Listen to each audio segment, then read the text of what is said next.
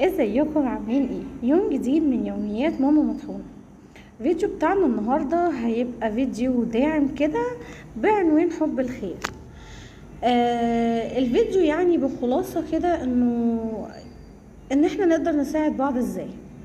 احنا دلوقتي داخلين على مدارس، كل سنة واولادنا طيبين، سنة دراسية يا رب سعيدة عليهم ان شاء الله. لو عندك كتب السنة اللي فاتت بتاعت ولادك يعني فيها مثلا كتابة بالرصاص بسيطة تقدر تتمسح انك تساعدي بيها غيرك، جارك، قريبك، حد من حبايبك، معارفك، اعملي ده. احنا في الزمن اللي احنا فيه بصراحة الحياة بقت صعبة شوية، فاللي يقدر على حاجة انه يساعد بيها غيره يا ريت، يعني ربنا ان شاء الله يجازيه خير. الكتب الخارجية أسعارها صعبة جدا، فبرضو لو عندك كتب خارجية بتاعت السنة اللي فاتت هتقدر تنفع بيها حد السنة دي، اعملي ده.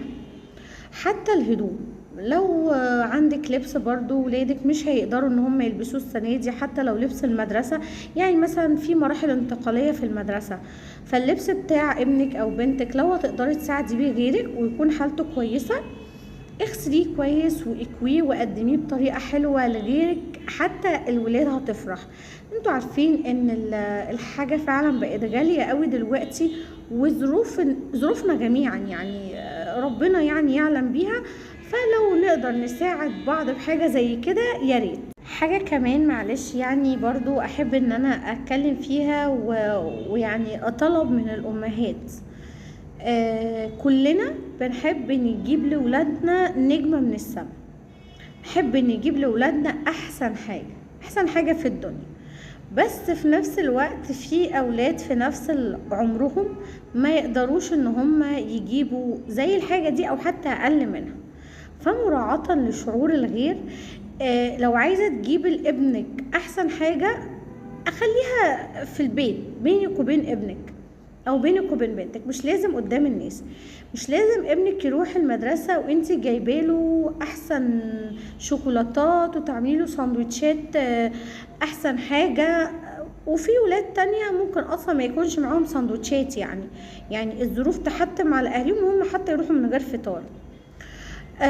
مش لازم نعمل كده. ممكن ندي ولادنا سندوتشات او حاجه بسيطه معاهم، او بسكوت مثلا، بسكوته بسيطه، مش لازم بقى نجيب شوكولاته وعصير وبسكوت ونعمل سندوتشات نوتيلا او لانشون او الكلام ده كله. هو غلط ومضر على الولاد، وفي نفس الوقت برضو مراعاه لشعور زمايلهم ان دي هتجرحهم، يعني دايما هيبقوا حاسين انه هما نفسهم في الحاجة دي بس اهليهم مش قادرة تجيبها.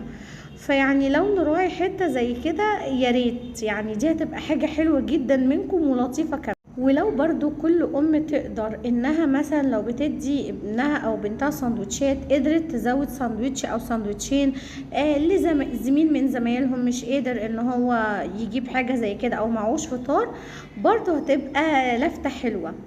ولو برضو بتدي ولادك بعض انواع الحلويات وزودتي مثلا حاجة بسيطة لزمايلهم، هيخلق برضو روح من الألفة بين الولاد يعني، وهيكونوا مبسوطين وحابين بعض. يعني انت هتخلقي برضو روح حلوة ما بينهم، بيساعدوا بعض، بيدوا بعض، انه ما يبقاش في انانية كمان، بالعكس نعود ولادنا ان هم يدوا ويساعدوا غيرهم، دي هتبقى حاجة حلوة جدا. لما تحبي تساعدي حد بحاجة ساعديه بأحلى حاجة عندك، يعني ما تستخسريش وتقولي لا دي انا مش هلبسها اصل مقطوعة فتساعدي بيها حد، بالعكس ده انت لما تدي حد حاجة حلوة من حاجتك ده ربنا هيبارك لك، يعني انك تدي حاجة انت بتحبيها او تساعدي بحاجة انت بتحبيها، دي حاجة في حد ذاتها حلوة جدا.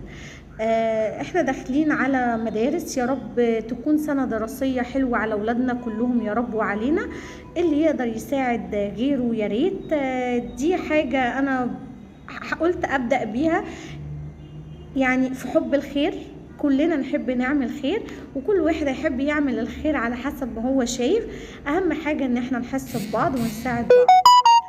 يا رب يكون الفيديو بتاعي عجبكم النهارده، ما تنسوش تعملوا لايك وشير وسبسكرايب، تعليقات حلوه كتير. اشوفكم في يوم جديد من يوميات ماما مطحونه.